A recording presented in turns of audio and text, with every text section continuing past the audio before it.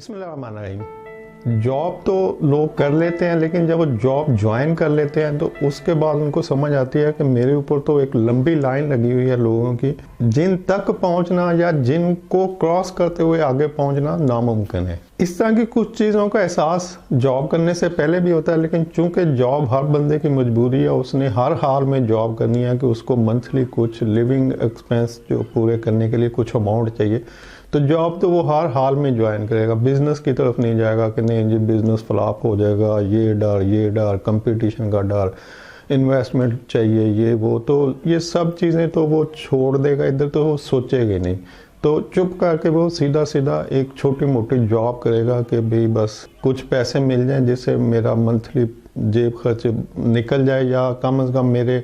घर वालों का कुछ गुजारा हो जाए, कुछ उनको दे दूं, कुछ अपने। तो ये उसने जॉब स्टार्ट कर दी। अब जब जॉब स्टार्ट कर दी तो अब पता चलता है कि यार यहाँ तो इतने लोग, इतनी लंबी लाइन लगी हुई है, ऊपर जितने भी डिपार्टमेंट में लोग होते हैं वो सब उससे आगे होते हैं, तो वो सबसे छोटा होता है क्योंकि उसने फर्स्ट जॉब ज्वाइन किया। तो अब उन सब लोगों तक पहुँचना या उनको क्रॉस करके आगे पहुँचना, ये कैसे पॉसिबल हो सकता है? तो इसके लिए एक एक बंदे को टारगेट करें। सबसे पहले उस बंदे को टारगेट करें जो आपसे नेक्स्ट स्टेप के ऊपर है। जो भी आपका डेजिग्नेशन है, आपसे नेक्स्ट जो डेजिग्नेशन पे बंदा बैठा है, पहले उसको compete करें, उसके साथ फ्रेंडली कंपटीशन क्रिएट करें। फ्रेंडली कंपटीशन वो कंपटीशन होता है जिसमें आप अपने रिलेशन तल्लक बहुत अच्छा रखें, उसको ओबे भी करें, जो उसकी हिरार्की में जो उसका डेजिग्नेशन के साथ उसकी अथॉरिटीज़ हैं उसको ओबे करें, लेकिन उसको स्टडी करें कि इसकी कौन सी ऐसी खामियां हैं जो ये पूरी नहीं करता, या ये जो ऐसी रिक्वायरमेंट जो जॉब की हैं लेकिन ये पूरी नहीं करता। तो उनको स्टडी करके उन पे फोकस करें और अपने अंदर वो सलाहियतें पैदा करें जो उसकी कमियां हैं।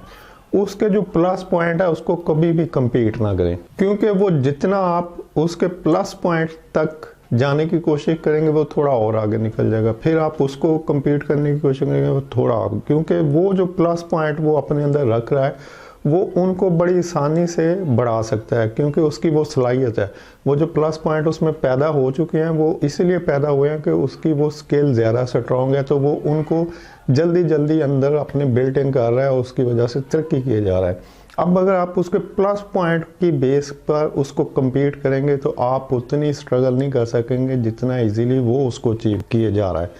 तो उनको बिल्कुल छोड़ दें,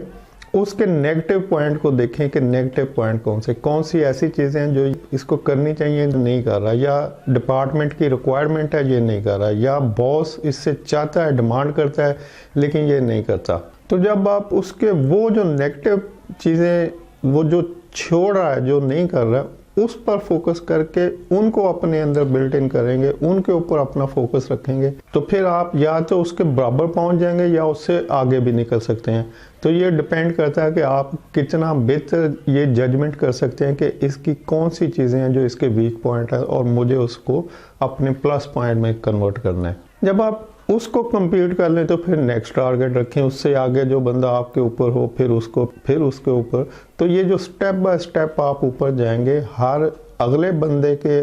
नेगेटिव पॉइंट को जो वो नहीं कर रहा है या वो गलत कर रहा है उस पर फोकस करते हुए, तो आप डेफिनेटली जल्दी जल्दी ग्रो करते हुए ऊपर निकल जाएंगे। अब होता यह है कि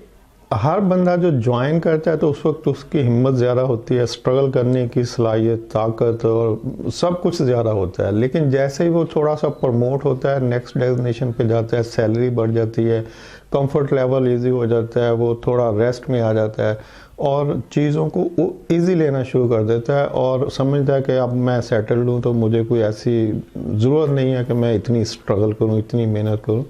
तो वो थोड़ा रिलैक्स हो जाता है। जबकि नीचे जो लोग होते हैं उनकी लगन ज़्यादा होती है, उनमें आगे बढ़ने के लिए, फाइट करने के लिए ज़्यादा हिम्मत होती है, तो वो अपनी उस बढ़ी हुई हिम्मत को लगा के आगे बढ़ते हैं। जबकि ऊपर वाला बंदा अपने रिलैक्स मोड में रहते हुए अपने लिए स्ट्रगल कर रहा था। तो इसलिए ऊपर वाले बंदे को कैच करना बड़ा ही आसान होता है अगर आप थोड़ी सी स्ट्रेटजी अपना लें। इस तरह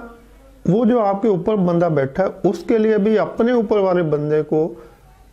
पकड़ना बड़ा ही आसान होता है, क्योंकि उससे ऊपर जो बंदा है वो उससे भी ज़्यादा रिलैक्स मोड में बैठा होता है। तो ये हर स्टेप के लिए स्ट्रेटजी है कि आप अपने से ऊपर जो बंदा बैठा उसकी वो चीज़ें जो नहीं कर रहा उसको करनी चाहिए थी, या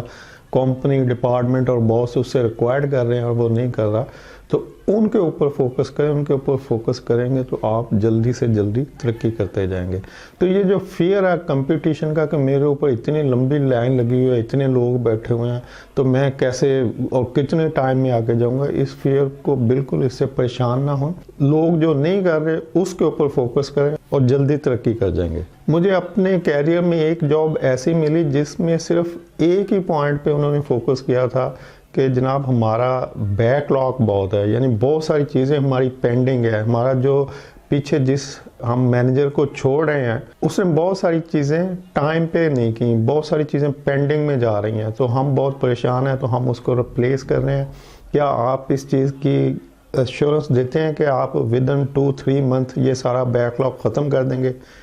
तो मैंने कहा बिल्कुल मैं इसको ख़त्म कर दूंगा, बल्कि आप मुझे अपॉइंटमेंट 3 माह बाद दीजिएगा, मैं उस पीरियड में आपको ये करके दिखा दूंगा। और मैंने वो बैकलॉग विद इन 2 मंथ ख़त्म कर दिया और अपॉइंटमेंट उस वक्त ली और अपनी डिज़ायर्ड सैलरी के ऊपर ली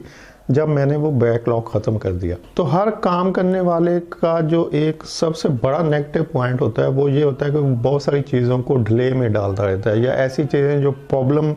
वाली होती हैं, जिनमें कुछ क्यूरीज होती हैं, जिनमें कुछ एक्सप्लेनेशन रिक्वायर्ड होती है, जिनमें कुछ भी थोड़ा सा एक्स्ट्रा काम की ज़रूरत होती है, वो उसको साइड पर रख देता है कि अच्छा इसको मैं बाद में देखता हूँ, पहले मैं जो इजी और रूटीन में और जल्दी करने वाली चीज़ें हैं या जल्दी होने वाली चीज़ें हैं उनको निकाल दूँ। और जब वो उनको करता है तो वो जो चीज़ें प्रॉब्लम वाली होती हैं या जिनमें कुछ डिले, कुछ क्लैरिफिकेशन या कुछ भी जस्टिफिकेशन की ज़रूरत होती है, एंड यूज़र से कंसल्ट करने की ज़रूरत होती है, कहीं विज़िट करने की ज़रूरत होती है उस चीज़ के लिए, तो वो जो डिले में पड़ी होती हैं वो और डिले में चली जाती हैं और वो प्रॉब्लम बन जाती हैं और फिर वो बड़ी प्रॉब्लम बनती हैं और वो सारा प्रेशर उस बंदे के ऊपर आ जाता है। फिर ये नहीं देखा जाता कि इसने कितना ज़्यादा काम किया, फिर ये देखा जाता है कि इसने कितना थोड़ा सा काम जो है ये नहीं कर सका और वो प्रॉब्लम बन गया। तो वो थोड़ा सा काम जो है वो बड़ी प्रॉब्लम बन जाता है, बहुत सारा काम जो वो कर चुका होता है वो उसको कोई क्रेडिट नहीं देता। तो अगर आप सिर्फ इस एक पॉइंट के ऊपर कि आपके सीनियर या आपका सीनियर कितनी चीज़ों को बैकलॉग में डाल रहा है, कितनी चीज़ों को डिले में डाल रहा है और कितनी चीज़ें पेंडिंग है, अगर उसी को पकड़ के फोकस करके उसमें काम करना शुरू कर दें और उसको टाइमली फुलफिल करना शुरू कर दें, तो आपका बॉस ही नहीं, आपके बॉस के अलावा आसपास जितने लोग देख रहे होते हैं वो सारे आपको अंडरस्टैंड करेंगे कि भाई ये बंदा इसके सीनियर से ज़्यादा बेहतर है, ज़्यादा एफिशिएंट है और ज़्यादा टाइमली काम को कंप्लीट कर रहा है। तो इसी तरह के और भी बहुत सारे टेक्ट्स हैं। अगर आप अपने सीनियर को लुक आफ्टर करें, डीपली उसका एनालिसिस करें, उसको स्टडी करें, उसके काम को स्टडी करें, तो आप बड़ी आसानी से इस तरह की चीज़ें फाइंड आउट कर सकते हैं जिनके ऊपर बेस करते हुए आप आगे बढ़ सकते हैं। उम्मीद है इन्फॉर्मेशन पसंद आएगी। वीडियो देखने के लिए शुक्रिया। अल्लाह हाफ़िज़।